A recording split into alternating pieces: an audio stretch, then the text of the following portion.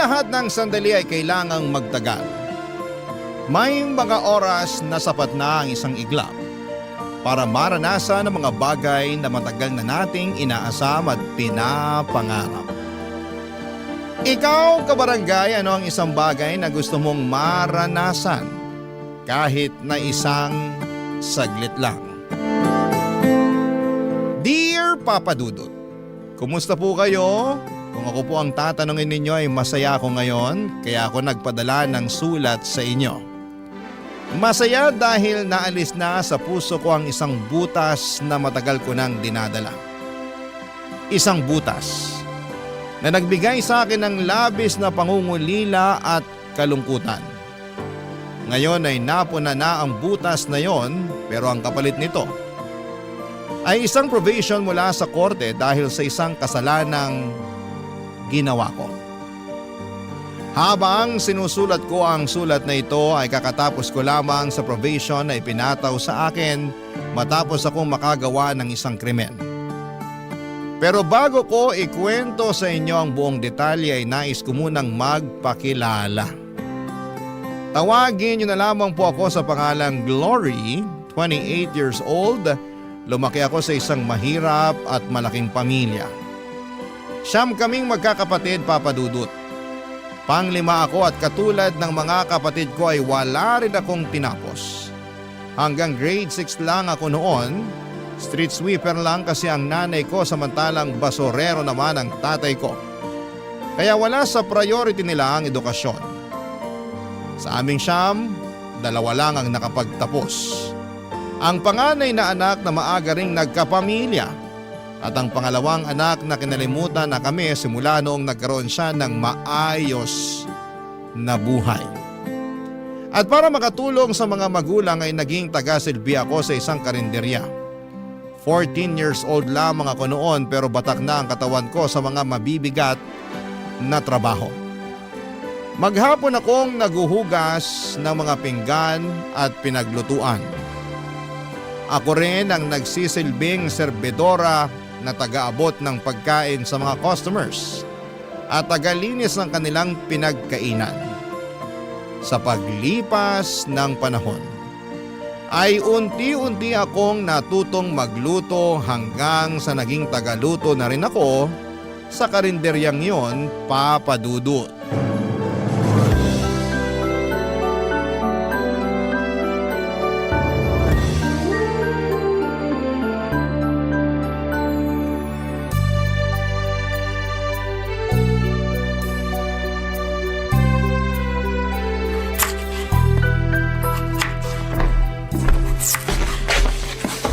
Oh, Ate Linda, maaga ka ngayon ah. Maaga ako nagising eh. Wala naman ako magawa sa bahay kaya dumiretso na ako rito para makasimula na sa trabaho. Mukha ngang marami ka nang natapos. Ano bang kailangan mo? Ituloy mo na lang nahiwain yung baboy pang Bicol Express. Nasimulan ko na yan. Okay, sige. Mabuti ka pa, nakatulog ng maayos. Samantalang ako, 2 oras lang yata tulog ko eh. Bakit naman? 10:00 ba namang umuwi si tatay? Lasing na lasing. Nagkalat na naman? As usual. Ako na naman yung naglinis sa bahay tapos pagkatapos nun, kakapikit ko pa lang, nag-alarm na yung cellphone ko. Kailan ba kasi matatauhan yung tatay niyo? Nakakaloka naman. Hindi na magbabago yun. Alak na yung tubig niya eh. Ang hirap ng ganyan. Kaya siguro dumami kayong magkakapatid kasi gabi-gabing lasing yung tatay niyo. Buti nga ka mo, hindi na nasundan yung bunso namin. Ay, hindi mo lang sure. Wag naman sana. Ano yun, kukumpletuhin nila yung 10 mga daliri? Hindi na nga kami kasya sa bahay. Ay, kapag ako yumaman, aalis din talaga ako sa bahay. Ang tanong, yayaman ka ba? Sa sinasahod natin araw-araw kahit magtrabaho ka pa buong buhay mo, patay ka na, di ka pa rin yumayaman. Malay mo naman, makapulot ako ng milyones dyan o di kaya manalo ako sa loto. Sa malas mong yan, sa tingin mo, makakatsamba ka ng ganon? Hindi ka nga tumataya sa loto eh. Kung sa bagay, pinanganak nga pala ako sa mahirap na pamilya. Nagkaroon pa ako ng tatay na lasinggero tapos binigyan ako ng 8 kapatid. Paano pa kami makakaahon sa hirap niyan? Minsan talaga minamalas tayo pagdating sa kapalaran. Wala tayong magagawa dyan, bawi na lang sa next life. Siguro masamang tao ako sa previous life ko, kaya ako minamala sa buhay ngayon. Pakabait ka na lang ngayon para sa susunod mong buhay swertehin ka naman. Ay, sarap sana kung may maipagyayabang din ako sa buhay, no? Ano kaya feeling ng mga may graduation photo at diploma na nakadisplay sa bahay? Walang silbi ang diploma na yan kung hirap ka naman maghanap ng trabaho. Ako nga, may diploma tapos wala namang maayos sa trabaho. Ano ba kasi nangyari? Bakit di mo pinurse yung tinapos mo? Malas din, katulad mo. Tsaka maaga ako nagkaanak eh. Kung ano yung available na trabaho, yun na lang ang pinasok ko. Minsan din talaga, tayo rin may kasalanan ng sitwasyon natin eh. Katulad mo, maagang nagkaanak. Wala naman akong pagsisisi sa nangyari. Ang mahalaga, may asawa ako na mahal ako at anak na mahal ko. Kahit maghirap pa ako sa kakatrabaho para sa kanila, wala kang maririnig na reklamo sa akin. Kaya ikaw, kung ano man yung mga pangarap mo, subukan mong tuparin kahit gaano pa yan ka-imposible. Sana nga pala rin din ako. Gusto kong matry yung nakaupo lang sa opisina habang naka-aircon tapos papasok ako na may bitbit na kape. Gusto kong magsuot ng mga branded na damit. Gusto kong magpatayo ng sariling bahay para sa mga kapatid ko. Gusto kong makapunta sa ibang bansa. Basta, ang dami kong pangarap na sana maibigay sa akin balang araw. Alam ko na, may naisip akong solusyon para maranasan mo yung mga bagay na yan. Ano? Humanap ka ng afam!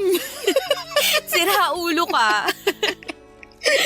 Gusto mo makaahon sa kahirapan, di ba? Afam ang sagot dyan. Ay nako, ewan ko sa'yo. Parang pangarap din yan na mahirap din abutin eh. Wala namang magkakagusto sa akin sa itsura kong to.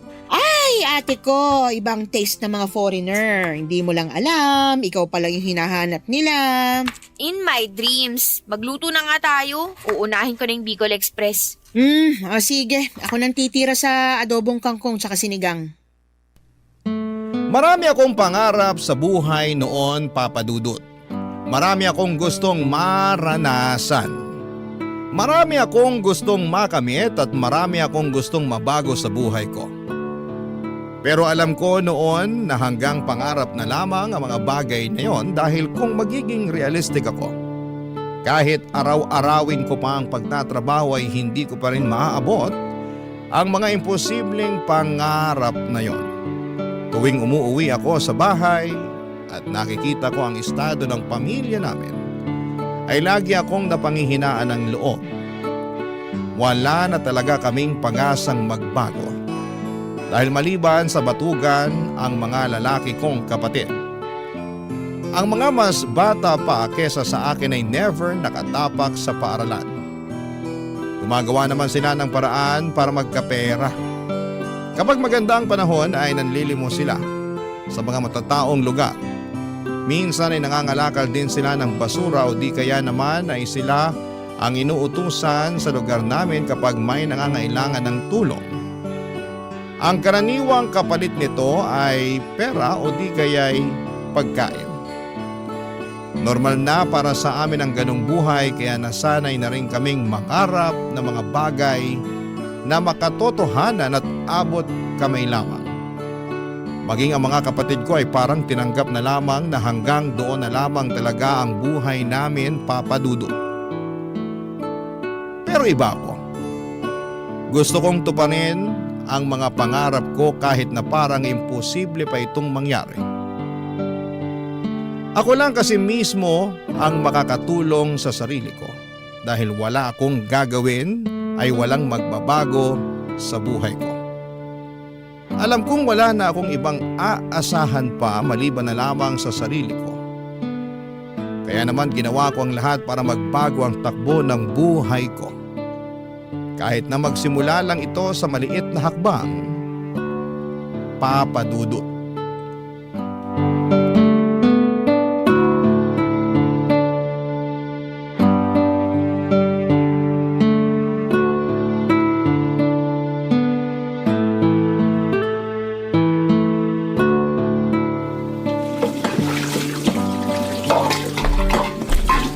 Glory, tapos ka na ba sa paghuhugas dyan para makapagsara na tayo? Malapit na, mga kutsara at mangkok na lang. Tulungan na kita dyan para matapos na. Gusto ko nang umuwi eh. Naantok na ako. Sige, ikaw na lang magbanlaw ng mga to. Ilang taong ka na ba ulit? 18, bakit? Ayaw mo ba mag-aral ulit? Bata ka pa eh. Sayang naman kung hindi mo may pagpapatuloy yung pag-aaral mo. Sa ganitong edad, itabi mo ako sa mga grade 7, baka mapagkamalan pa nila akong teacher. Hindi, pwede ka mag-TESDA. Total 18 ka na. Pasok ka na sa criteria. Marunong ka namang magluto. Magkukari ka. May NC2 na yun. Pwede mong magamit para makapag-abroad. Wala talaga akong pambayad sa pag-aaral, puti. Libre ang TESDA, ano ka ba? Anong libre? Walang libre sa edukasyon ngayon. Oo, siguro wala silang tuition fee. Pero may mga babayaran pa rin yan. Tapos yung pamasahe ko papapunta para mag-aral. Kung titigil ako sa trabaho, saan ako kukuha ng allowance? Pag-ipunan mo o di kaya magpatulong ka sa mga kapatid mo nakapagtapos. Di ba may dalawa kang kapatid na nakagraduate ng college? Meron, pero yung isa may sarili ng pamilya.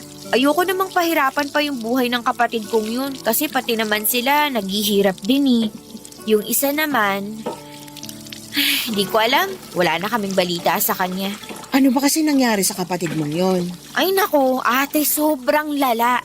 Hindi ko makakalimutan yung moment na yun sa buhay ko kasi first time na may lumaban kay tatay noon. Ikwento mo sa akin dali. Ganito kasi yun. Di ba alam mo naman si tatay? Ang gusto nun, dapat laging siya ang nasusunod. Lahat ng salita niya, tama. Walang mali sa kanya. Kapag kumontra ka, basag ang bungo mo. Okay, tapos? Eto na nga. Napagtapos nila si ate. Nakahanap naman siya agad ng trabaho. Siyempre, happy-happy na si tatay kasi ramdam na namin yung konting pag-angat sa buhay namin.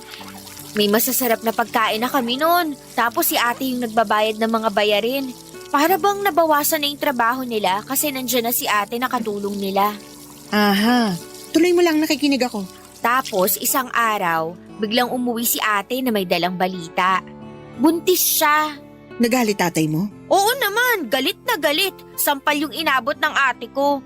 Hindi pa nga raw nababayaran ni ate yung mga sakripisyo nila tapos magpapabuntis na agad siya.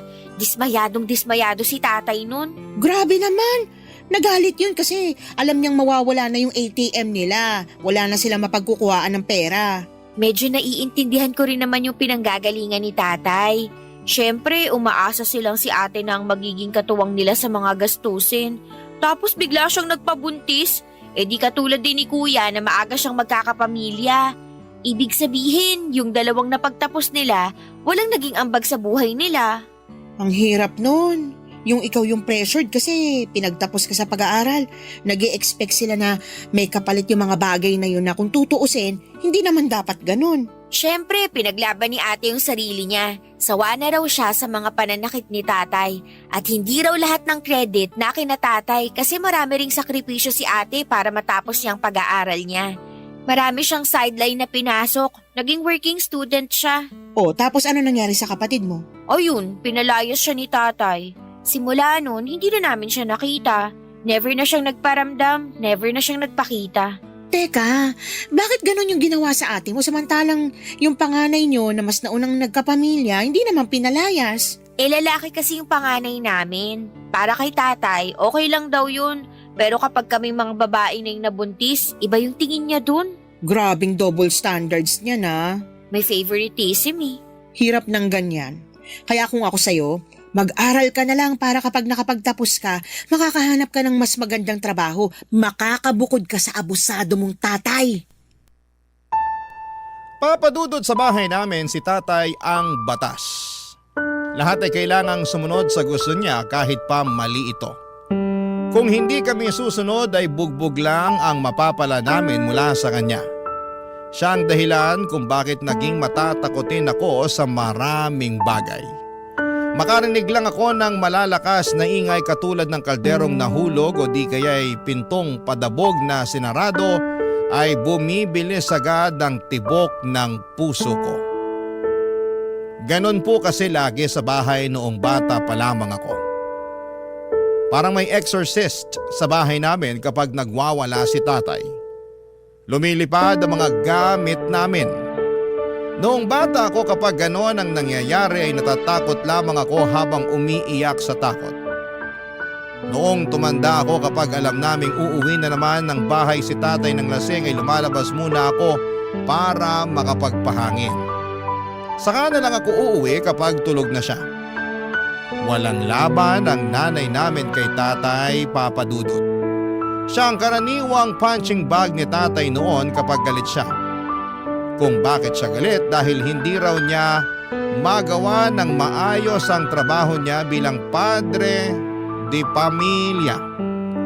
Sawa na raw siya sa pagiging mahirap at ang tanging ginagawa niya ay para ilabas sa mga hinanakit na yon ay ang mag-inom at magwala sa bahay. Malinaw pa sa mga alaala ko noon kung paano pinalayas ni tatay ang kapatid ko. Sobrang broken ako noon dahil isa si ate sa mga paborito kong kapatid. Siya ang laging nagbibigay ng pera sa akin noong bata pa lamang ako. Lagi niya ako nililibre ng pagkain. Noong pinalaya siya ay parang nawala na rin ako ng kakampi sa buhay. Papa Dudut, hindi ko maintindihan noon kung bakit gano'n na lamang ang galit ni tatay sa ate ko noong nabuntis siya. Pero noong lumaki ako ay gets ko na ang lahat, lalo na noong ako na rin mismo ang umuwi sa bahay na may dalang balita. Papa Dudut. Barangay Love Stories. Barangay Love Stories. May boyfriend ako noon, Papa Dudut. Nagtatrabaho siya bilang isang mekaniko. Katulad ko ay hindi na rin siya nag-aaral. High school lang ang tinapos nito, 16 years old lamang siya noon, samantalang ako naman ay 18 years old. Una ko siyang nakita noong kumain sila ng mga katrabaho niya sa karinderya namin. Sa sumunod na araw ay pasara na kami noong humabol siya para kumain. Dahil maraming natirang ulam noong araw na yon ay nagboluntaryo akong pagsilbihan na lamang muna siya dahil alam kong madadatnan ko na naman si tatay sa bahay ng lasing. Pinauna ko na noon si Ate Linda at ako na ang nagsarado ng karinderya.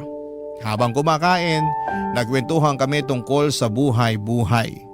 Wala na siyang magulang at ang nagpalaki sa kanya ay ang tito niya na siyang nagmamay-ari ng maliit na auto repair shop sa lugar namin. Simula noon ay sa karinderya na siya araw-araw na kumakain. Mabilis na gumaan ang loob ko sa kanya dahil lagi niya akong kinukumusta noon, Papa Dudut. First time ko lang magkaroon ng kakilalang tao na concern sa kapakanan ko. Never akong tinanong ng mga magulang at kapatid ko kung kumusta ako. Tanging siya lang ang nangungumusta sa akin. Kalauna niligawan niya ako at sinagot ko naman siya, Papa Dudut. Ang boyfriend ko na ang naging takbuhan ko kapag puno ako ng problema. Kapag masyadong makalat ang pag-iisip ko, pumupunta ako sa bahay nila para magkaroon ng kasangga. Naging tago ang relasyon namin ng boyfriend ko, Papa Dudut. Alam ko kasi na kapag nalaman ni tatay na may boyfriend ako ay magagalit siya. Ganon kasi ang nangyari sa pang-anim kong kapatid. Noong nalaman niyang may boyfriend ito ay binugbog niya hindi lang ang kapatid ko kundi pati na rin ang boyfriend nito. Tumagal ang relasyon namin ng 7 buwan hanggang sa isang araw, napansin ko, Papa Dudut, na unti-unting may pagbabago sa katawan ko.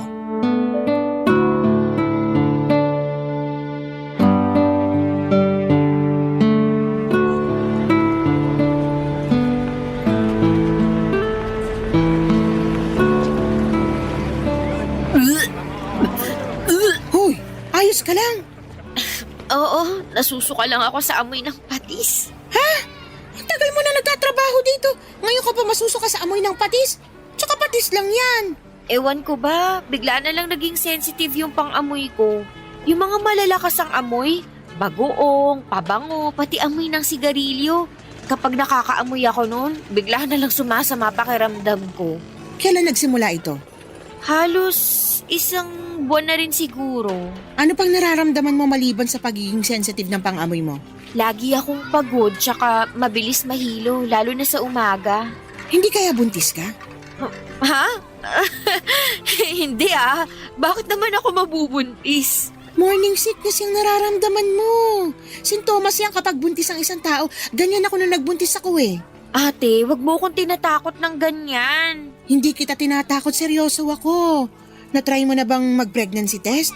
Hindi. Hindi ko alam kung paano yun eh. Subukan mo para malaman natin kung ba't ka nagkakaganyan. O di kaya, magpunta ka sa health center. Magpa-check up ka doon, libre lang yun. Natatakot ako. Paano kung buntis nga ako?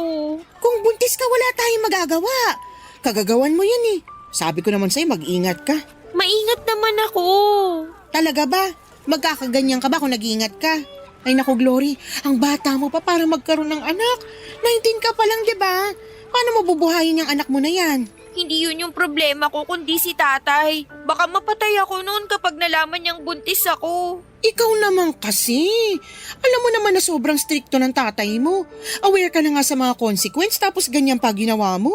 Hindi ko naman to ginusto eh. Hindi mo ginusto o baka hindi mo lang inaasahan? Kasi magkaiba yon. Alam mo, Glory, lahat ng mga desisyong ginagawa natin sa buhay may kaakibat na bunga yan. Nagkaroon ka ng boyfriend, ginawa nyo kung ano man yung ginawa nyo. Ngayon, yan ang bunga. Tapos anong kahihinat na pagbubuntis mo? Magagalit sa'yo yung tatay mo. Tapos ano? Palalayasin ka rin tulad ng ginawa niya sa ate mo. Sinasabi ko pa naman sa sarili ko na hindi ko gagawin yung ginawa ni ate. Paano ko niyan ngayon? Natatakot ako, Ate Linda. Baka palayasin din ako ni tatay. Hindi ka ba matutulungan ng nanay mo? Wala namang laban si nanay kay tatay eh. Lagi lang siyang nakasunod sa mga desisyon ng tatay namin. Kumpirmahin mo muna kung buntis ka nga talaga. Saka mo nalang problemahin yung mga bagay na yan kapag alam na natin kung ano talagang estado mo. Paano kung buntis nga talaga ako? Anong gagawin ko niyan? Alam ko yung takot na nararamdaman mo ngayon. Normal lang yun.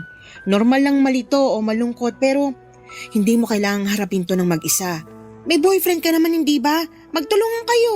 Eh paano kung pati siya hindi niya alam gagawin niya? Ilang taon na ba tong boyfriend mo? 16. Naku, Diyos mio. Ang babata niyo pa. Talagang magagalit talaga tatay mo niyan. Paano niyo bubuhayin yung baby kung sakali? Hindi ko rin alam. Ate, tulungan mo ko. Ay, limitado lang yung maitutulong ko sa'yo. Pero huwag kang mag-alala. Hindi kita pababayaan. Tutulungan kita sa abot na makakaya ko. Salamat, ate. Basta, magpa-check up ka muna para alam natin ginagawa natin. Hihingi ako bukas ng day off kay boss para makapunta ako sa center. Mabuti pa para malaman agad natin kung buntis ka ba talaga o hindi. Hala, sige, ako na dyan. Doon ka na nga lang sa mga plato, magpunas ka. Tsaka ihanda mo na rin yung mga kubyertos. Sige, pero ate, kung sakali mang buntis talaga ako, pwede bang isikreto na lang muna natin to? Oo naman. Magtiwala ka lang sa akin, wala makakaalam ng sikreto mo. Tsaka, wala naman ako sa lugar para ipagkalat yung buhay mo. Salamat. Papadudot kumpirmado na buntis nga ako.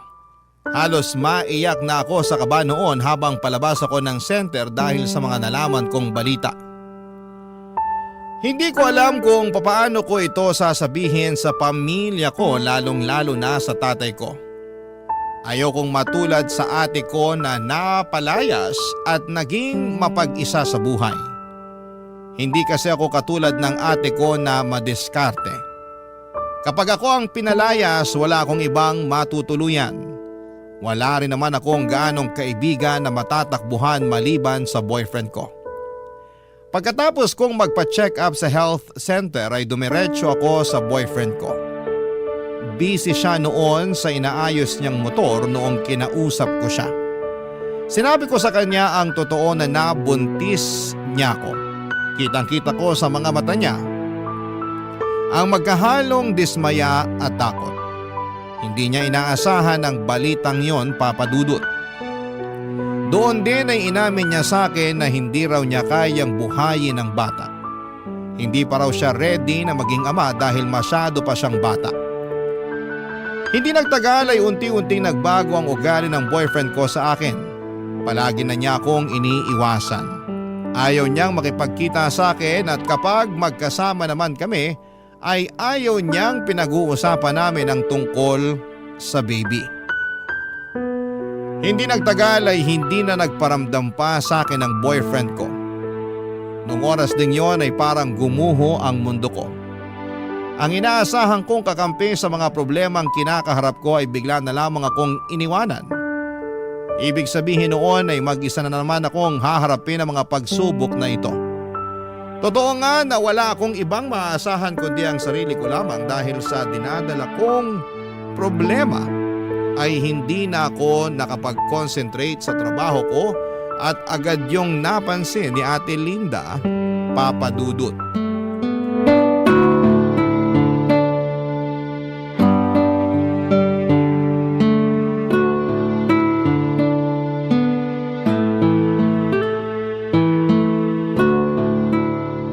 Hoy, Glory!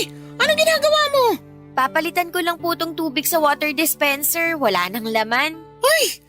Ako na dyan! Ano ka ba? Bawal magbuhat ng mabibigat na bagay ang buntis.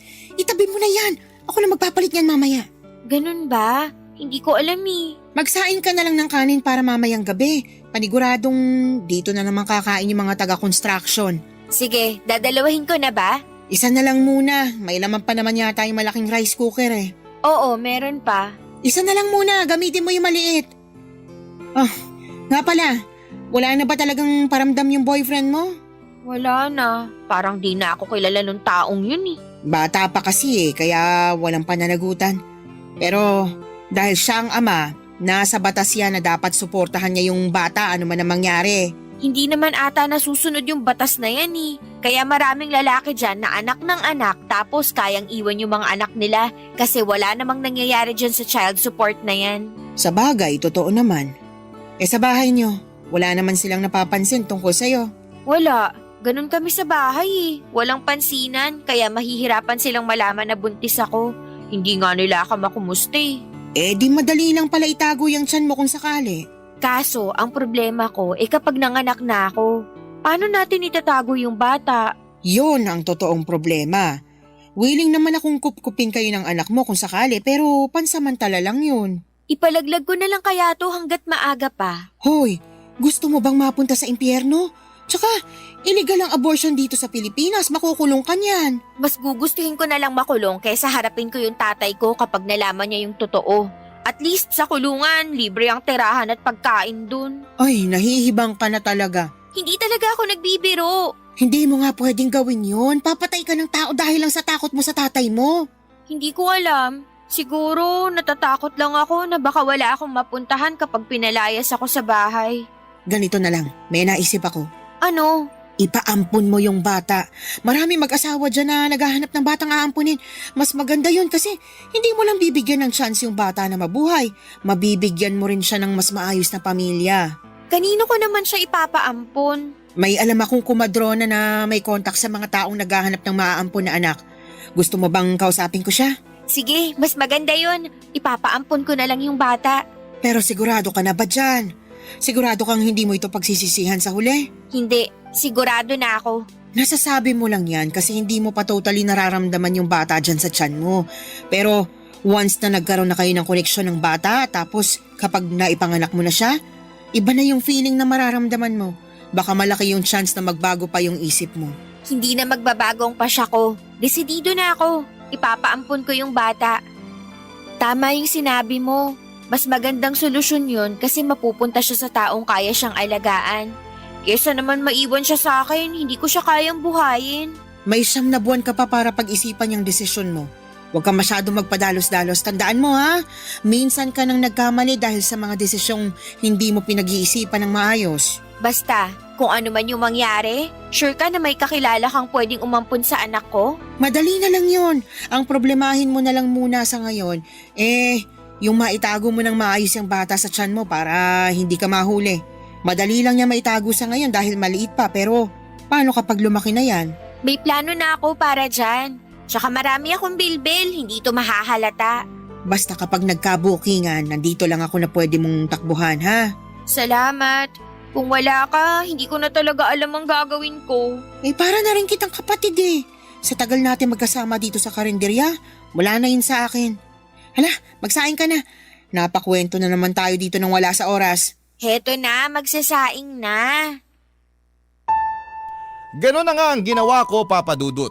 Hanggat maaari ay umiwas ako sa bahay para hindi nila mahalata ang paglaki ng tiyan ko. Mabuti na lang at medyo malaki rin ako ng panahong yon kaya pwede kong irason na taba lang ang dahilan kung bakit malaki ang tiyan ko. Mas dinamihan ko rin ang pagkain ko para mas lalo pang lumaki ang katawan ko at masabayan nito ang paglaki ng tiyan ko. Bumili rin ako ng malalaking damit sa ukayan para maitago ko ang pagbubuntis ko. Kapag naman nasa bahay ako ay lagi akong mapag-isa sa kwarto o di kaya ay tumatambay ako sa labas at saka na lamang uuwi kapag patulog na ang mga kamag-anak ko. Sa kabutihang palad na itago ko naman ang pagbubuntis ko ng maayos. Walang nakaalam sa sitwasyon ko noon maliban sa boyfriend ko at si Ate Linda. Noong nag-labor ako sa kalagitnaan ng gabi ay tiniis ko noon ang sakit. Gusto ko mang sumigaw. Sa sakit na nararamdaman ko ay hindi ko magawa dahil baka magtaka ang mga kasama ko sa bahay. Buong magdamag ay sinikap kong itago ang nararamdaman ko. Kinakausap ko pa si baby na huwag munang lumabas at antayin na lamang niya na mag-umaga. Nakinig naman si baby noong lumiwanag na ay agad akong lumabas ng bahay bago pa magising sina tatay. Tinawagan ko si Ate Linda para kontakin ang kakilala niyang komadrona. Pagdating ko sa bahay nila ay nakahanda na ang lahat. Doon ko pinanganak ang baby ko, Papa Dudut. Barangay Love Stories. Barangay Love Stories. Saglit ko lang nakapiling ang anak ko, Papa Dudut. At yon ay noong pinadede ko siya pagkalabas niya sa akin. Pagkatapos noon ay inihiwalay na nila sa akin ang bata para hindi na raw ako magkaroon ng koneksyon sa kanya. Baka raw kasi magbago pa ang isipan ko na ipaampon ito kapag nahagkan ko na ang baby ko na karaniwang nangyayari sa mga inang may bagong silang na sanggol. Bago kinuha sa akin ang anak ko ay napansin ko na may balat ito sa mukha niya sa ilalim ng kanyang kanang mata. Itim ito at mapusyaw na parang mapa ng Palawan. Napanaginipan ko pa yon noong nakatulog ako pagkatapos kong manganak.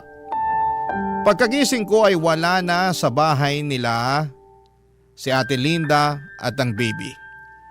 Ang sabi sa akin, agad daw nilang tinawagan ang mag-asawang gustong umampon sa anak ko. Pagkarating nila ay inuuwi na nila ito kapalit ang paunang bayad sa bata. Saka ko na lang daw makukuha ang kalahati ng bayad kapag legal na nilang naampon si baby. Hindi ko alam pero nakaramdam ako ng kaunting kalungkutan noong nalaman kong wala na ang baby ko. Matagal ko pong inihanda ang sarili ko para sa bagay na yon dahil yun naman talaga ang plano. Pero iba pala ang feeling kapag nangyari na ito. 9 na buwan ko ring nakasama ang baby ko at ngayong wala na siya sa piling ko ay para bang napakalaki ng nawala sa akin. Simula noong araw na yon ay hindi na nawala sa puso ko ang lungkot na nararamdaman ko, Papa Dudut.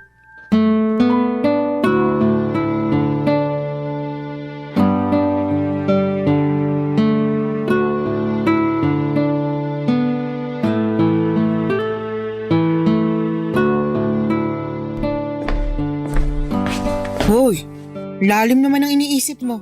Ba't ka nakatunga nga dyan? Halika na, kumain na tayo. Ang tagal mo kasi, kanina pa kita inaantay. Inantay ko lang yung huling customer na makaalis para makapagsara na tayo. Gusto mo ba to? May natira pang bistek. Sa'yo na lang yan. Alam kong paborito mo yan eh. Okay na ako dito sa adobo. O sige, ikaw bahala. Kumusta na kaya yung baby ko? Ba't mo naman iniisip yan ngayon? Wala lang, curious lang ako. Sigurado akong nasa maayos ng kalagayan yung anak mo ngayon. Nakita mo yung umampon sa baby ko? Oo, sinamahan ko yung kumadrona nung sinundo nila yung baby. Alam mo ba kung anong pangalan nila? Hindi ko na tinanong, tsaka hindi mo rin naman pwedeng malaman yung pagkakakilanlan nila eh. Bakit naman? Sa pagkakaalam ko, may confidentiality pagdating sa ganyan. Kung tama ako, close adoption yung mangyayari. Closed adoption? Ano namang ibig sabihin nun? Closed adoption ang tawag kapag ayaw makipagkilala ng adoptive parents sa biological parents. Pero bakit naman? Ewan ko, for privacy siguro. Tsaka baka natatakot sila na baka isang araw, bigla ka na lang magpakita sa pintuan nila para kunin yung anak mo. Pero legal naman yung pag-ampon nila eh. kapag natapos na yun, wala na akong magagawa kahit gusto ko pang kunin yung anak ko. Kasi kapag natapos na yung adoption process, wala na akong karapatan sa bata. Totoo naman yun, pero irespeto na lang din natin yung gusto ng adoptive parents. Tandaan mo, sila ang nagligtas sa'yo mula sa problema mo. Nakatulong din naman ako sa problema nila eh. Nagkaroon sila ng anak dahil sa akin. Ayun nga, so pareho na kayong walang problema. Pareho na dapat kayong mag-move on. Ewan ko, para kasing ang bigat sa dibdib. Parang ang laki ng kasalanang ginawa ko. Para naman sa ikabubuti yung mag-ina yung ginawa mo. Bakit? Nagsisisi ka na ba sa ginawa mo? Sabi ko naman kasi sa'yo napag-isipan mo yung mabuti. Hindi naman ako nagsisisi, pero may konting panghihinayang lang ako nararamdaman. Nakakalungkot lang na sa ganun na uwi yung lahat. Hindi ako namatayan, pero ganito pala yung mawalan ng anak. Siguro, iniisip mo ngayon na wala akong paki sa bata kasi ang bilis ko nag-decide na ipaampon siya. Hindi naman ganun yung iniisip ko sa'yo. Wala ka lang talaga kasing choice. Saglit ko lang siya nahawakan, pero parang ang tagal na naming nagkasama. Siyempre, 9 na buwan mo siyang kinarga. Kahit papaano, nagkaroon na kayo ng koneksyong dalawa. Alam mo, noon, kapag malungkot ako at mag-isa, yung baby sa tiyan ko yung kinakausap ko. Siya yung tanging kasama ko sa mga oras na kailangan ko ng suporta. Kung dumating lang sana siya kung kailan ready na ako, na kaya ko nang ipaglaban ang sarili ko, siguro hindi ako mawawalan ng anak. Kaso ang aga niyang dumating eh. Matuto ka na lang sa nangyari. Wala man lang kaming picture sa isa't isa. Ang bilis din kasi ng mga pangyayari. Nung nanganak ka, tinawagan na agad nung kumadrona yung mag-asawa. Pero siguro, mas makakabuti na rin yun para mabilis ako makalimot kung sakali. Tama, mas maganda nga yun. Alam mo, ate, kung hindi nawalay sa akin yung anak ko, siguro papangalanan ko siyang Elias. Uy, in fairness, ang ganda ng pangalan na yan. Ano kayong pangalan binigay nila sa anak ko? Ay naku, Glory, kung ganyan laging tumatakbo sa isip mo, hindi mo magagawang mag-move on. Palayain mo na yung anak mo. Patawarin mo na yung puso mo sa nangyari para sa ganun makapagsimula ka na ulit. Ang hirap. Alam mo, kumain na lang tayo para makauwi na rin tayo. Gusto ko nang humilata. Feeling ko, kailangan mo lang ng tulog para mawala na yung bumabagabag sa isip mo. Papadudot ng anak ako ng walang nakakaalam maliban kay Ate Linda. Ang sekreto namin yon ay naitago namin ang mahabang panahon. Mabilis na dumaan ang mga taon at kahit nawala man sa isipan ko ang tungkol sa anak ko ay nanatili pa rin siya sa puso ko. Kahit na taon na ang lumipas ay hindi pa rin nawala ang butas sa puso ko. Pakiramdam ko ay hindi ako buo dahil alam kong may kulang sa akin. May lagi akong hinahanap na hindi ko mawari kung ano. May mga pagkakataon noon tuwing dapit hapon at papalubog na ang araw. O di kaya ay tuwing gabi kapag tahimik na ang paligid ay nakakaramdam ako ng labis na kalungkutan at pagkalumbay. Noong mga panahong yon ay hindi ko alam kung ano ang rason kung bakit ako nakakaramdam ng ganon. Dala-dala ko ang emosyong yon hanggang sa tumanda na ako, Papa Dudut. Noong mga panahong yon ay wala na ako sa karinderya at bumukod na rin ako mula sa mga magulang ko. Nagtatrabaho na ako noon bilang tindera ng milk tea at shawarma sa tapat ng isang eskwelahan. Katulad ng buhay ko noon, nanatili akong mahirap. Ang mga pangarap ko noong bata ko ay nanatili na lamang na pangarap. Alam kong hindi ko na maaabot ang mga bagay na yon at tanggap ko na kung anuman ang buhay na meron ako. 7 buwan pa lang ako sa trabaho ko noon nung isang grupo ng kabataan ang tumambay sa shop namin. Isa sa mga batang nakaagaw ng pansin ko dahil sa balat nito sa mukha.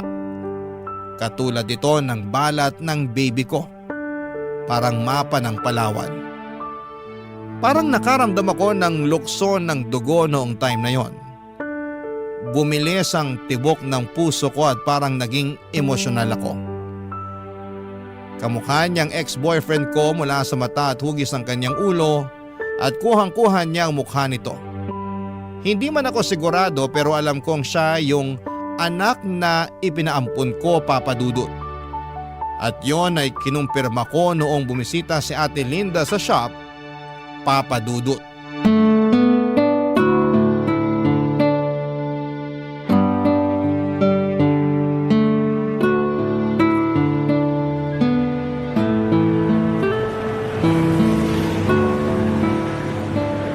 Kumusta naman ang babaita?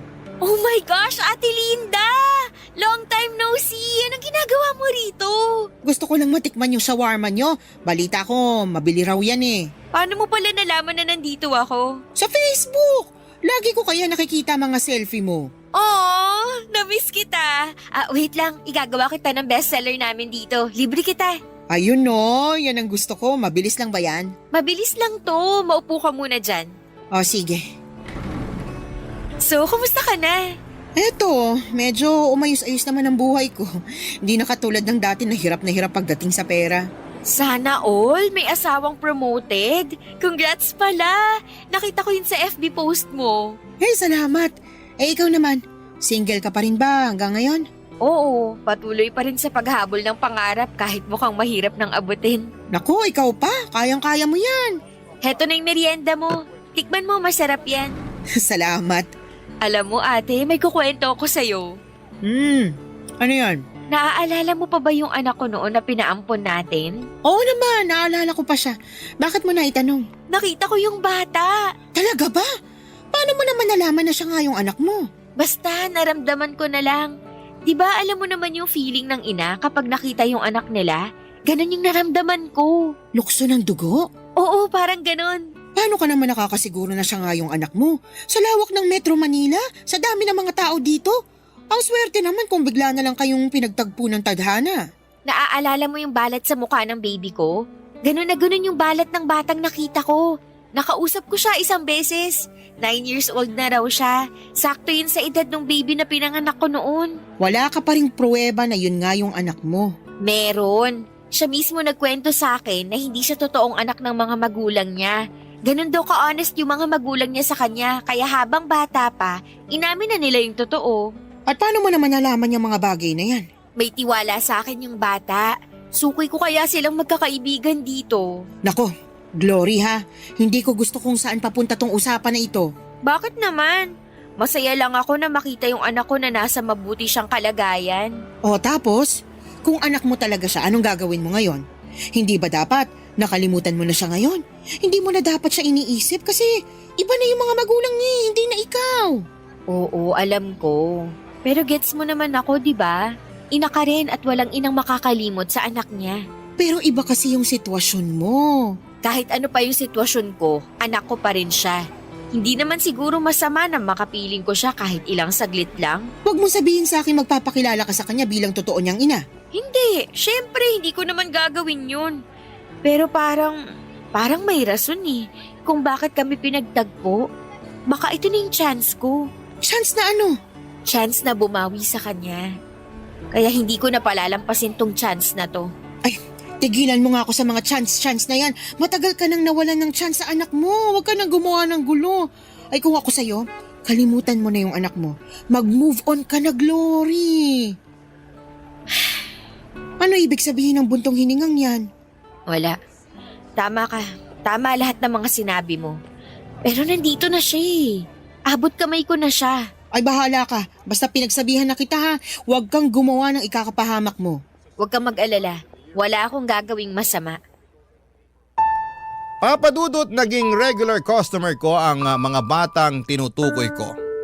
Tuwing nakikita ko sila ay sumasaya ang puso ko at gumagaan ang loob ko.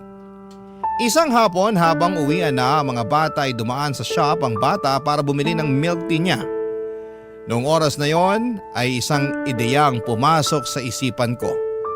Inimbitahan ko siya na maglaro sa parke at nabanggit kasi niya na never pa siyang nakakapunta sa park dahil sobrang busy ng mga magulang nito para ipasyal siya. Pumayag ang bata na sumama sa akin at iniwan ko ang shop sa katrabaho ko at sumaglit kami sa pinakamalapit na parke. Pagkatapos maglaro ay nagpunta kami sa isang fast food at binili ko siya ng ice cream. Isang bagay na malimit din daw ibigay sa kanya ng mga magulang niya. Halos 3 oras din kaming nagkasama, Papa Dudut, at sa mga oras na yon ay napakasaya ng puso ko. Para bang bigla na lamang nawala ang lungkot na nararamdaman ko. Sa maikling oras ay naranasan kong magpakaina sa anak ko. Pagkatapos ng pagsasama naming dalawa ay binalik ko siya sa eskwelahan nila. Doon ay naabutan namin ang mga magulang ng bata na may kasamang pulis. Binalik ko sa kanila ang bata at nag-explain kung ano ang nangyari. Pinaratangan nila akong kidnapper kahit na nagpakilala ko sa mga magulang ng bata na ako ang totoo niyang ina. Mas naggalit pa sila noong nalaman nila yon, kaya kinasuhan nila ako. Hindi naman gaano mabigat ang parusang ipinataw sa akin dahil first offense ko pa lamang yon at wala namang masamang nangyari sa bata physically and emotionally, ay binigyan lang ako ng probation. Pinagbawalan din akong lumapit sa bata at magpakita sa kanya. Sinunod ko ang lahat ng yon nang walang pag-aalinlangan. Ang mahalaga ay nasubukan kong makasama ang anak ko at nalaman kong nasa mabuti siyang kalagayan at maganda na ang buhay nito. Pagkatapos ng probation ay lumipat ako ng trabaho at tirahan. Nagsimula ulit ako. Pero sa pagkakataong ito ay magaan ang loob ko dahil unti-unti ko na ring napapatawad ang sarili ko. Dito na po nagtatapos ang sulat ko, Papa Dudut. Maraming salamat po.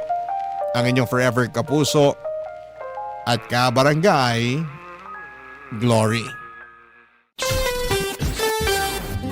Anong say mo sa Barangay Love Stories na ito? Pagkwentuhan natin sa comment section yan. Ang mga kwento ng pag-ibig, kwento ng buhay, at kwento ng pag-asa dito sa Barangay Love Stories. Love Stories. Kung kayo ay bubuo ng pamilya, dapat ay magkasama kayo ng iyong kapareha sa hirap at sarap. Hindi yung sa hirap mo lang siya gustong makasama at sa sarap ay maghahanap ka na ng iba. Ikaw, kabarangay, gaano ka ba kaloyal sa iyong kinakasama? Dear Papa Dudut, may mga tao na todo-todo magmahal. Yung bang binansaga na silang martir dahil hindi nila magawang bitawan at iwanan yung taong iniibig nila. Pero sila rin yung mga tao na matiisin at mapagpasensya. Yun bang kahit paulit-ulit nang sinaktan ay nahahanap pa rin sa kanilang puso ang magpatawad. Hanggang ngayon ay naniniwala pa rin ako na kahit kailan ay hindi kahinaan ang magmahal. Bago po ang lahat ay tawagin niyo na lamang po ako sa pangalang Lala, 33 years old, taga Sariaya, Quezon. Pero dati ako nagtatrabaho at tumira sa Pasig. Programa ninyo, Papa Dudut, ang tumulong sa akin upang magkaroon ng libangan o mga panahong huminto na ako sa pagtatrabaho dahil nagkaanak na kami ni Roy. Nagkakilala kami taong 2019 noong nag-factory worker ako sa pinagtatrabahuhan niya, kung saan delivery truck driver naman siya. Tulad ng ibang love story ay mabilis kaming nagkapalagayan ng loob. At dahil pareho naman kaming single ay naging madali sa aming mapalapit sa isa't isa. Noong nabuntis ako ay tinira niya ako sa bahay ng nanay sedes niya. Pangako sa akin ni Roy na pag-iipunan niya ang pambukod namin. Umasa ako sa sinabi niya pero nagtatlong taong gulang na lamang ang anak namin ay hindi pa rin kami nakaalis sa poder ng nanay niya, Papa Dudut.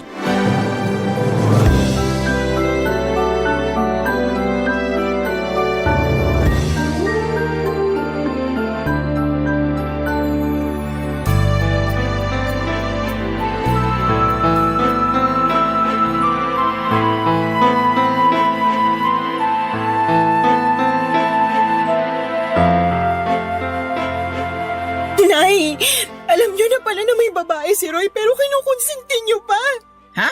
Ano ka konsinti ka dyan? Kilala niyo yung tinutukoy ko. Yung bagong salta na tindera dyan sa malapit na bakery na lagi niyong pinagbibilan ng pandesal.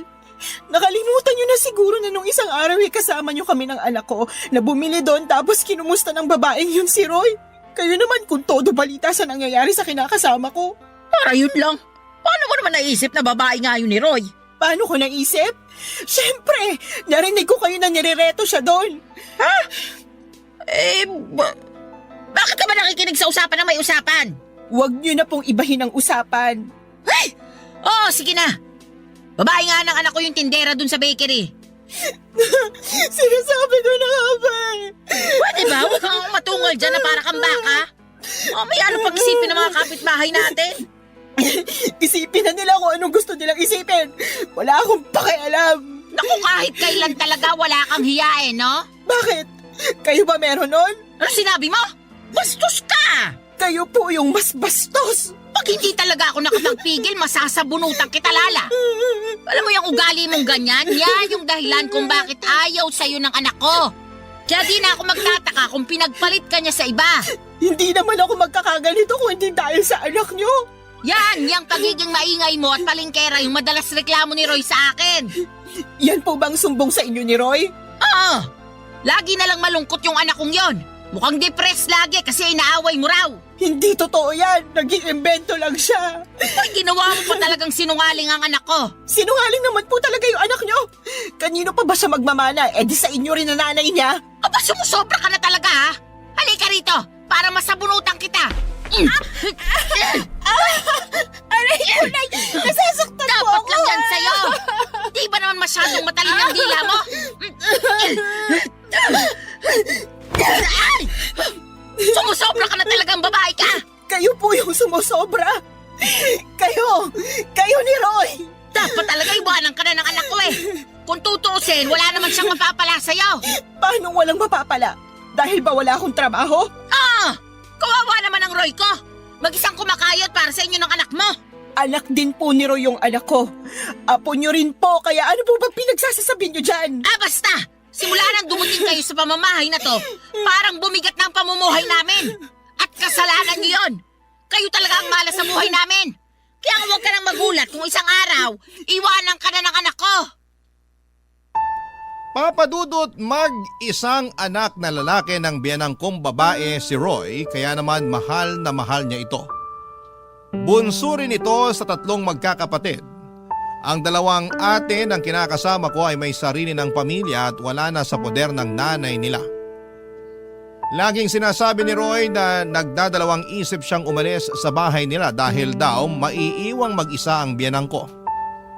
Pero nahihirapan akong makisama sa ugali ng nanay niya na likas ang pagiging taklesa at pakialamera. Oo, may mga araw na magkasundo kami pero mas lamang pa rin yung hindi kami magkasundo. At kapag nangyayari yon ay mas pinipili ko na lamang na manahimik dahil nga nanay pa rin siya ng kinakasama ko. Pero sa isip ko, Papadudot, ay gusto ko pa rin bumukod kami para magkaroon ako ng peace of mind. Kaya lang nang dahil sa pambababae ni Roy at pangungonsinti ng nanay niya ay bigla akong nakaramdam ng pag-aalinlangan sa dibdib ko. Sa totoo lang ay 2 taon pa lang ang anak namin noon ay napansin ko na ang panlalamig sa akin ng kinakasama ko. Siyempre bilang babae ay meron tayong instinct na baka may iba na siyang kinakalokohan. Inoobserbahan ko lang si Roy dahil ayoko ma-stress masyado sa kanya. Magaling ang mister ko, kumbaga sa kriminal ay marunong siyang magtago ng mga ebidensya. Pero wala namang lihim na hindi nabubunyag at nadagdagan lang ang sama ng loob ko sa pangungonsinti ng nanay niya. Kaya nga hindi ko na napigilang sumabog ng araw na yon at manibugho, Papadudot.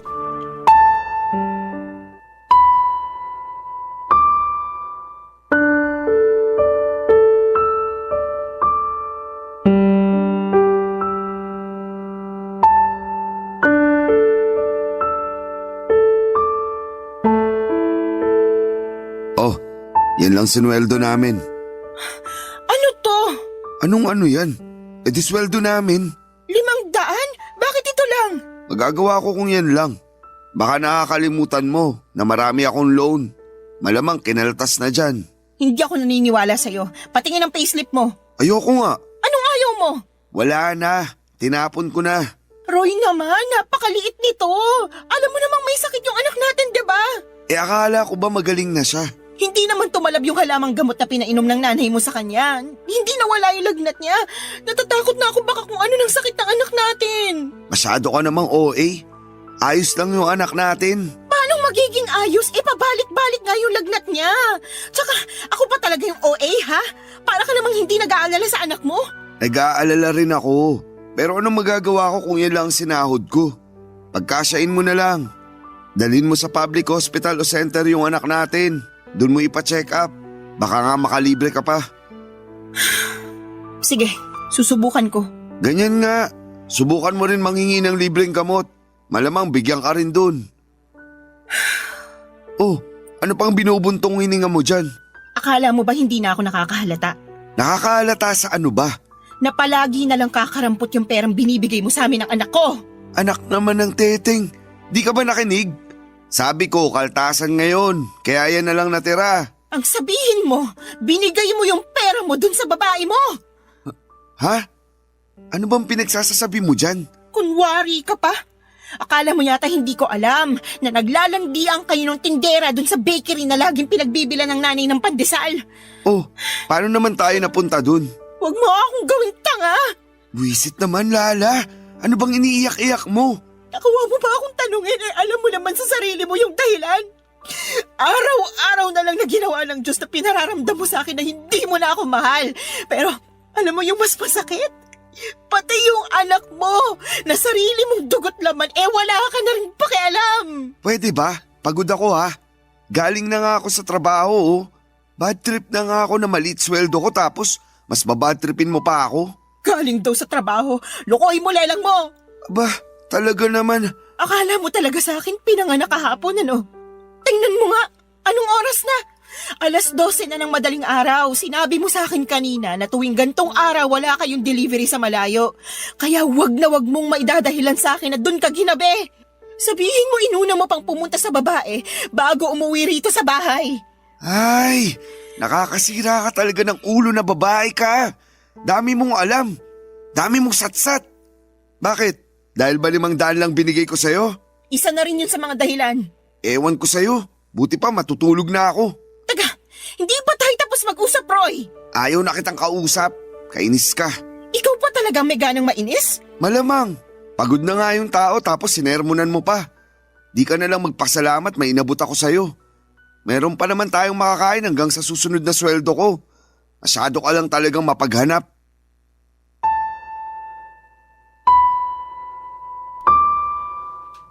Papadudot kahit na hindi aminin ni Roy na may iba siyang babae ay ramdam ko na meron talaga. Lalo pa na sumasala na siya sa pagbibigay sa amin ng anak niya. Ang totoo ay hindi yon ang unang pagkakataon na kulang ang perang ibinibigay sa akin ni Roy. Maraming beses na pero ewan ko ba sa sarili ko kung bakit mas pinili kong manahimik ng mga panahong yon. Pakiramdam ko tuloy ay nasanay na lamang si Roy kaya paulit-ulit na niyang ginagawa. Ewan ko rin kung bakit kahit na sinabi na ng nanay niya sa akin na babae niya yung tindera sa bakery na malapit sa amin, ay gusto ko pa rin na manggaling kay Roy ang pag-amin. Bagay na hindi naman niya ginawa, Papadudot. Sobrang sakit sa dibdib nang naging pagtatalo namin ng gabing yon. Hindi ko rin naman siya pinatulog kahit nagsabi na siyang pagod na siya. Dahil gusto ko siyang umamin sa akin na may babae nga siya. Kaya naman lumabas na lamang siya sa kwarto at narinig kong nagsumbong siya sa nanay niya, Papadudot. Pagkalipas ng ilang minuto ay kinatok ako sa kwarto ng biyenan ko at tinawag palabas. Noong nasa sala na kami ay doon niya ako sinermonan. Marami siyang sinabi na mga masasakit at hindi maganda sa akin, Papadudot. Halimbawa na noon ay masyado raw akong mapaghanap samantalang hindi naman ako ang nagtatrabaho. Sinabi rin niya na kung totoong may pinagkakagasosang ibang babae si Roy ay kasalanan ko naman daw dahil hindi na ako kaakit-akit sa paningin ng asawa ko. Ininsulto na naman niya ang katawan ko na masyado raw mataba kaya nagawa akong ipagpalit. Papa Dudut. Barangay Love Stories. Barangay Love Stories. Papa Dudut, akala ko ay kaya kong patawarin si Roy sa pambababae niya. Ang akala ko ay magagawa kong magpakamartir alang-alang sa binuo naming pamilya. Ang akala ko ay kaya kong isantabi na may kahati kami sa kanya pero hindi pala. Nasusuka ako sa isiping may sinisiping siyang iba bukod sa akin at nagagalit ako dahil wala siyang pakialam sa amin ng anak niya. Paulit-ulit niya akong tinatarantado. Alam din ng mga dati naming katrabaho at malapit kong kaibigan sa factory ang pagiging malapit ni Roy sa mga babae. Since hindi na ako nagtatrabaho doon ay silang nagbabalita sa akin kapag may kinakalokohang babae ang kinakasama ko. Ilang beses na rin nila akong ni-real talk na hiwalayan ko na si Roy. Pero hindi ko pa kaya. Dahil nga sa ayokong masira ang pamilya namin. Bukod doon ay ayoko ring lumaking walang kinikilalang tatay ang aming anak, Papa Dudut.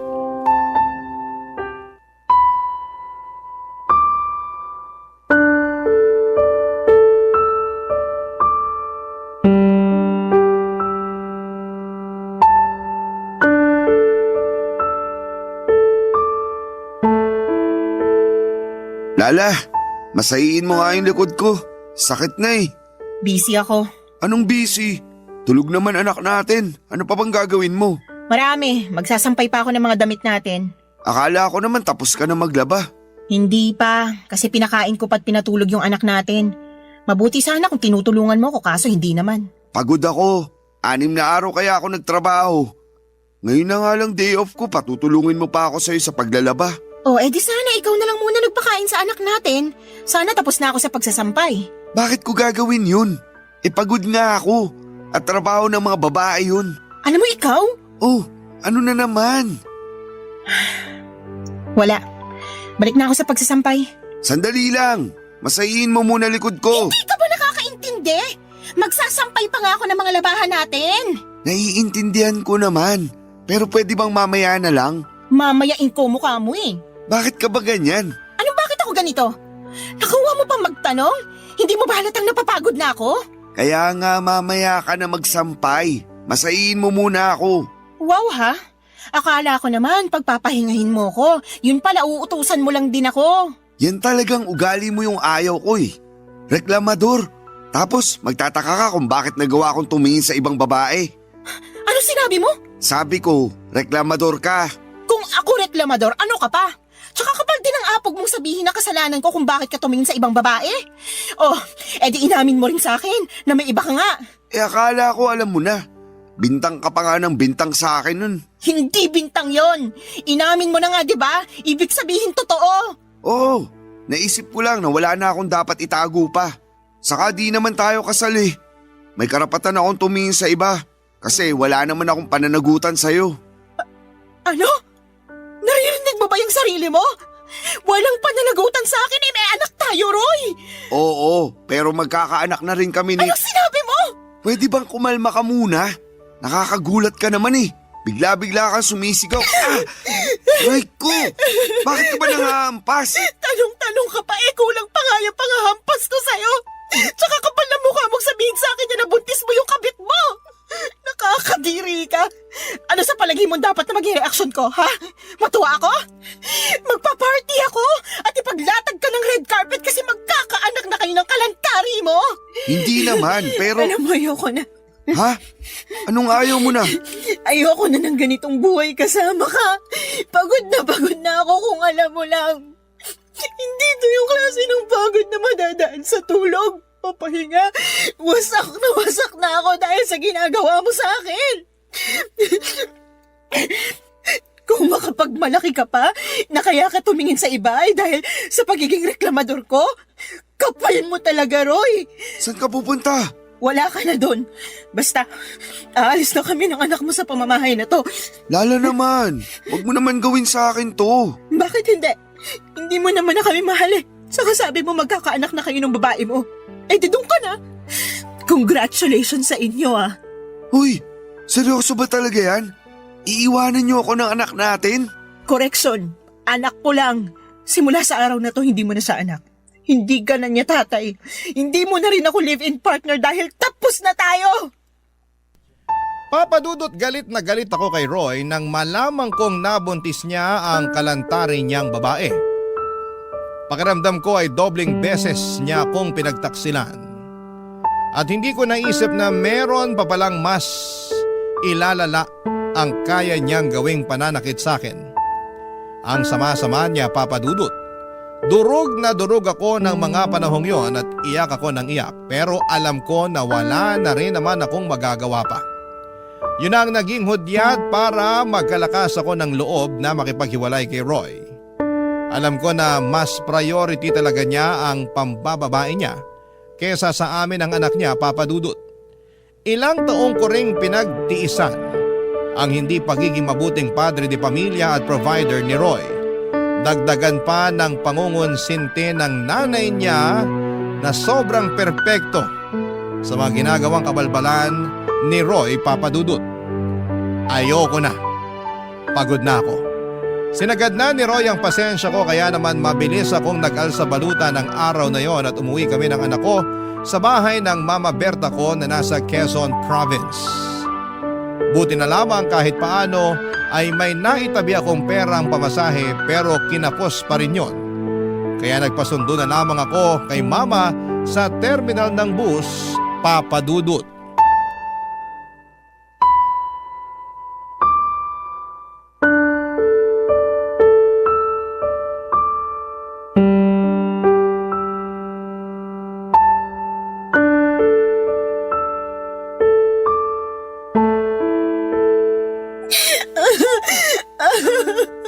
Kung hindi pa naman tinamaan ng lintik yung Roy na yan. Halika, samahan mo ako sa kanila dun sa Pasig. Puputulin ko yung pagkalalaki niya. Wag na po. Saka ayoko na rin pong bumalik sa kanila. Pwes, ako ang babalik para maipaghiganti kita. Hindi na po kailangan. Ayoko na po ng gulo. Ewan ko, hindi ako mapakali. Gusto kitang ipaghiganti. Sobrang sama ng ginawa ng Roy na yun sa'yo, nak.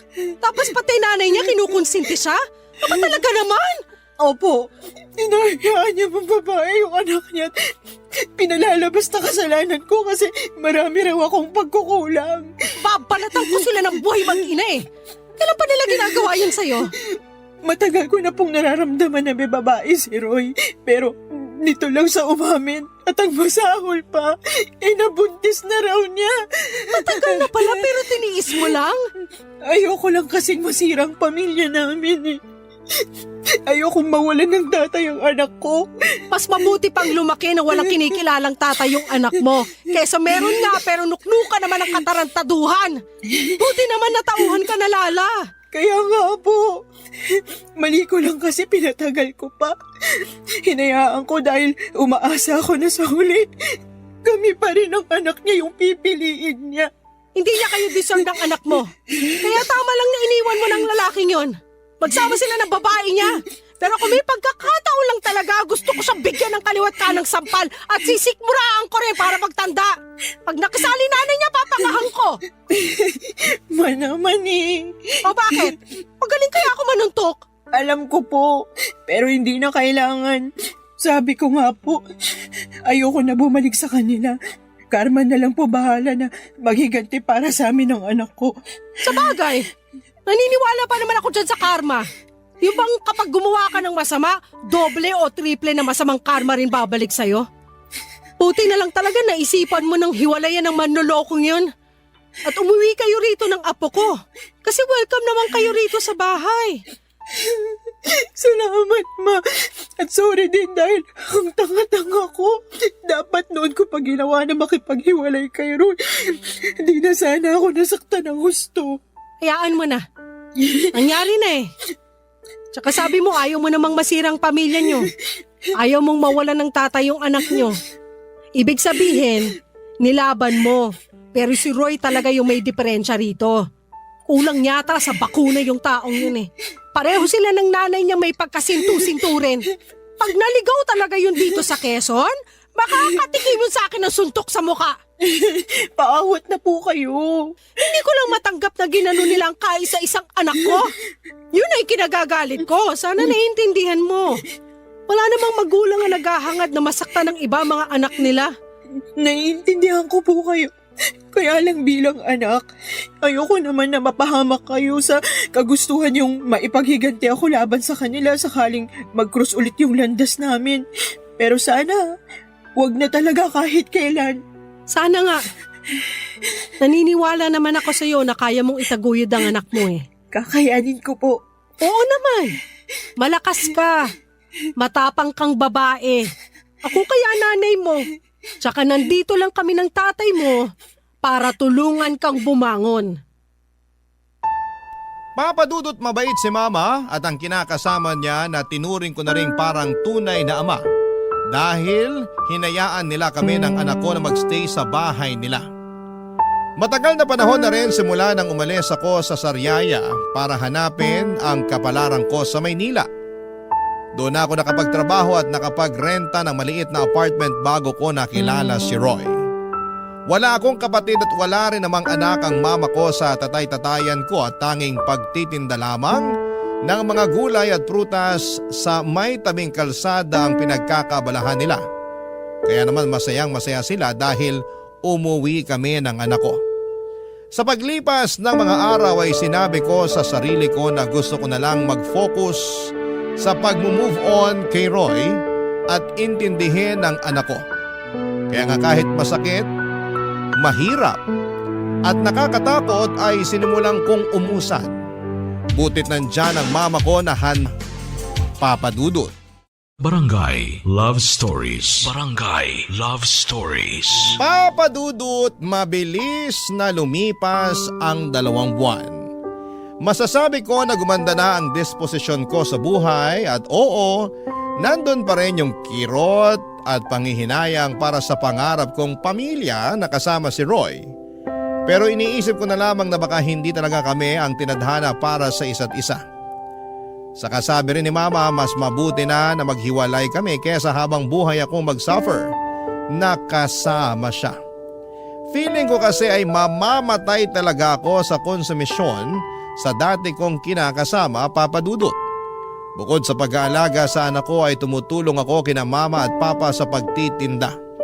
Masaya ako dahil nagkaroon ako ng bagong pag-asa sa buhay matapos ng pinagdaanan kong kabiguan. At kapag naiisip ko ang karanasan kong yon, ay natatawa na lamang ako sa sarili ko dahil hinayaan kong mamalagi ako ng matagal sa ganong klase ng sitwasyon. Pero sa bagay, nagmahal lang naman ako at kahit kailan ay hindi yon kahinaan o kasalanan. Kaya lang isang araw ay nakatanggap ako ng tawag sa cellphone mula sa isang unknown number. Hindi ko na sana sasagutin pero nasagot ko pa rin, Papadudot.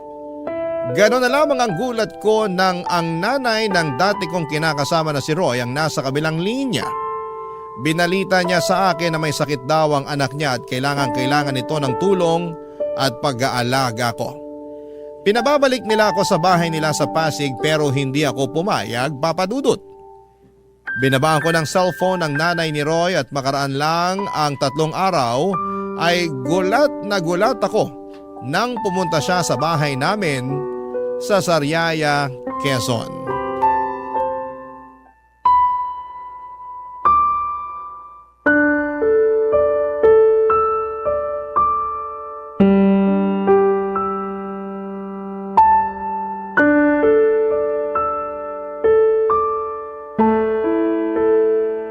Nay, tuloy po muna kayo. Kala ko hindi mo na ako papapasukin dito sa bahay niyo. Tagal mo akong tinitignan sa harap ng pinto eh. Pasensya na po, nagulat lang ako. Siguro hindi mo akalain na makikita kita, no? Ganun na nga po. Maupo po muna kayo, ikukuha ko kayo ng juice. Ay, hindi na kailangan. Wala rin naman akong planong magtagal pa rito sa bahay niyo. Lala, may bisita ka pala? Ay ma, kayo pala. Ikaw ang nanay ni Lala? Oo. Ay, ikaw, sino ka? Ako si Sedes, nanay ni Roy. Roy?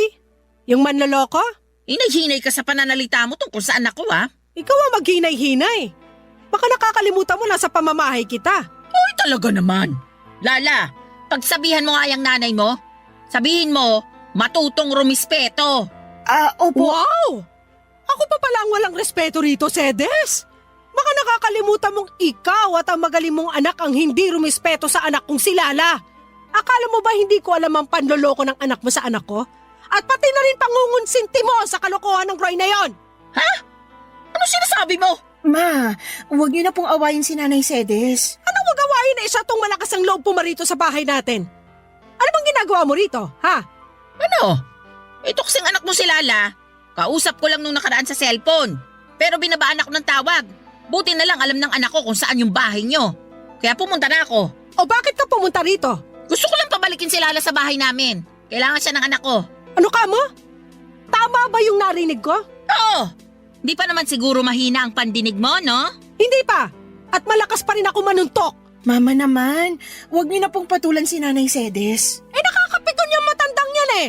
Lakas na loob pumunta rito sabihin bumalik ka na rin sa kanila? Aba sinuswerte lang? Nay, diba, sinabi ko na po na ayoko nang bumalik sa bahay niyo.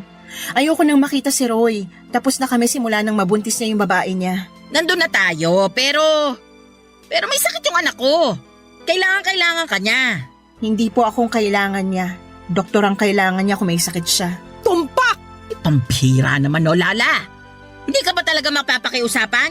Hinahanap ka nga ng anak ko. Ang gusto niya, alagaan mo siya. Parang wala kayong pinagsamahan ng anak ko, ah. Bakit ako? Nasaan yung babaeng nabuntis niya? Doon siya magpaalaga, hindi sa akin. Tungkol sa bagay na yan, wala na. Hiwalay na sila matapos makuna ng babae. Kaya nga nagkasakit si Roy kasi nagluluksa siya sa namatay niyang anak. Oh, di ba? Ang bilis ng karma talaga. Ma, please, wag na po kayo magsalita dyan. Kaya ko na to.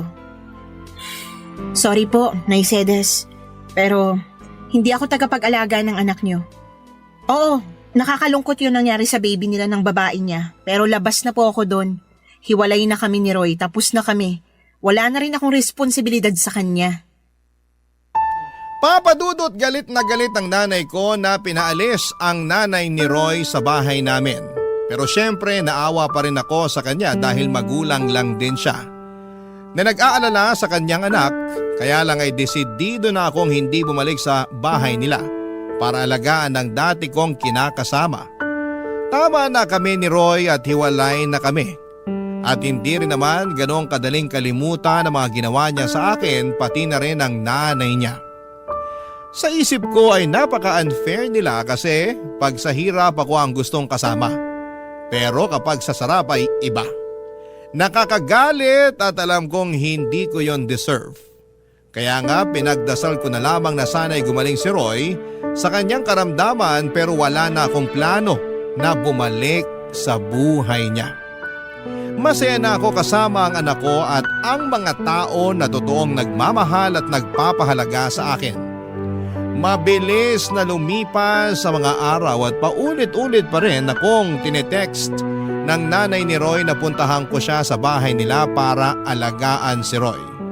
Kesyo, hinahanap daw ako ng anak niya pero wala na akong pakialam pa. Kinatagalan ay tumigil na rin si Nanay Sedes sa pagte-text sa akin. Siguro'y nagsawa na din o di kaya ay tinanggap na lamang niya ang desisyon ko. Nagdaan pa ang 1 buwan at lumuwas ako noon sa Pasig para magninang sa binyag ng anak ng dati kong katrabaho. Noong nasa bahay nila kami pagkatapos ng binyagan sa simbahan, nagulat ako kasi nandun si Roy na bigla na lang daw pumunta dahil sigurado raw siya na pupunta ako. At binalita niya sa akin na magaling na siya sa sakit niyang pulmonya, papadudot.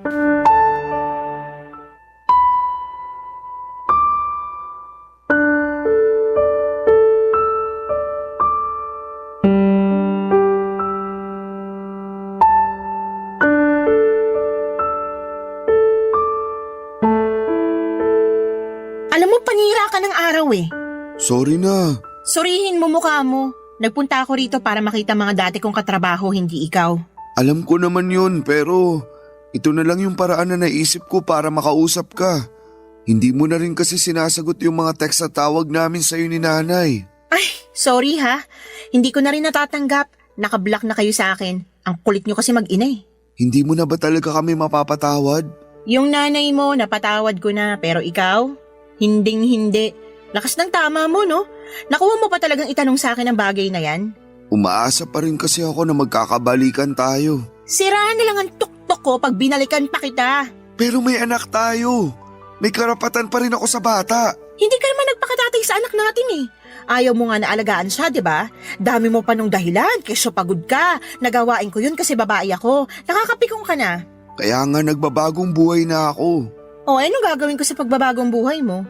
Lala naman, wag mo naman gawin sa akin to. Gagawin ko kung anong gusto kong gawin. Ikaw nga, ginawa mo lang din noon yung gusto mo eh. Alam ko naging siraulo ako. Alam ko marami akong pagkukulang sa inyo ng anak natin. Pero pinagsisisihan ko na yun lahat. Hindi mo na ba ako pwedeng patawarin? Hindi mo na ba ako pwedeng bigyan ng pangalawang pagkakataon? Binibigay lang ang pangalawang pagkakataong sinasabi mo sa mga taong deserving. Pero ikaw, hindi ka kasama sa mga taong yon, Roy. Huwag ka nang umasa na makikipagbalikan pa ako sa'yo dahil matagal na tayong tapos. Maawa ka naman sa akin oh. Naawa ka ba sa akin nung niloko mo ako? Naawa ka ba sa akin nung pinagmukha niyo kung pangit ng nanay mo para lang makonsinti ang pambababae mo? Hindi naman, di ba? Kaya sabihin mo, bakit ako maaawa sa'yo? Mabuti pa umalis ka na. Lala naman, huwag mo akong paalisin. Anong wag paalisin? Hindi ka naman imbitado rito. Tsaka sinisira mong araw ko, nakakainis ka na. Gusto ko lang naman mag-sorry sa'yo. Wala nang magagawa yung sorry mo, hindi na ako makikipagbalikan sa'yo. Gusto mo bang lumuhod ako? Ano? Sige, luluhod ako. Tumayo ka nga dyan, nakakahiya ka. Wala akong pakialam kahit na nakakahiya pa tong ginagawa ko. Pero desperado na ako. Gusto kong magkabalikan tayo. Gusto kong magsimula ulit tayo ng panibagong buhay. Gusto ko na ulit magpakatatay sa anak natin. Tumayo ka na dyan, sabi eh. Tatayo lang ako kapag pumayag ka nang bumalik sa akin. Di wag kang tumayo dyan. Bahala ka sa buhay mo. Iwanan na kita. Sandali lang! Roy, napipik ko na talaga ako sa'yo ah. Isa pang pangungulit mo sa barangay na tayo mag-uusap. Sinabi ko na sa'yo na hindi na ako makikipagbalikan sa'yo. Pagod na ako sa relasyon natin. Ayoko na ulit mangunsumi sa'yo. Ngayon, kung totoo nga na nagbago ka na, di mabuti. Pero hindi ibig sabihin doon na natatapos yung mga kasalanan mo sa akin. Kung alam mo lang kung gaano kalalim yung sugat sa puso ko na kagagawan mo. Sana hindi na lang kita nakilala noon. Sana hindi na lang kita minahal.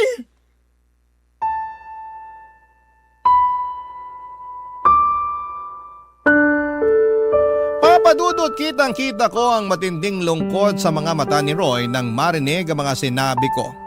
Pero wala na akong pakialam pa. Tinalikuran ko na siya at bumalik sa bahay ng katrabaho ko. Nakita ko naman na umalis na rin siya kaya kahit papaano ay napanatag na ako. Kaya lang ay aminado ako na hindi ko na na-enjoy ang araw na yon dahil sa pag-eksena ng dati kong kinakasama. Bukod doon ay nanginginig pa ang katawang ko sa engkwentro namin. Pero wala akong pinagsisihan na tinanggihan ko ang pakikipag-ayos niya sa akin. Kung noong nagkasakit siya ay nagawa ko siyang tiisin. Alam ko sa sarili ko na magagawa ko ulit yon. At hanggang sa kasalukuyan ay masaya ako sa desisyon kong tuluyang makipaghiwalay na sa kanya, Papa Dudut. At ang huling balita ko ay nag-resign na raw siya sa pabrika na pinagtatrabahuhan niya. At hindi ko na alam kung ano na ang nangyari sa buhay niya. Basta sa ngayon ay focus na lamang ako sa sarili ko at sa aking anak. Maraming salamat po, Papa Dudut, sakaling mapili po ninyong basahin ang istorya ng buhay ko. Sana po'y kinapulutan po ito ng aral at inspirasyon ng mga kabarangay natin na huwag manatili sa mapang-abusong relasyon. Matuto tayong piliin ang ating sarili. Huwag tayong magpakamartir. God bless po sa inyong istasyon and more power, Papa Dudut. Ang inyong forever kapuso at kabarangay, Lala. Barangay Love Stories. Barangay Love Stories.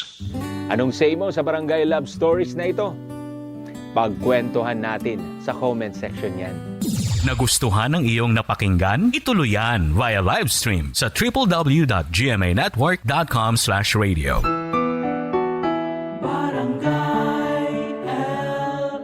In Mega Manila, 97.1. Forever.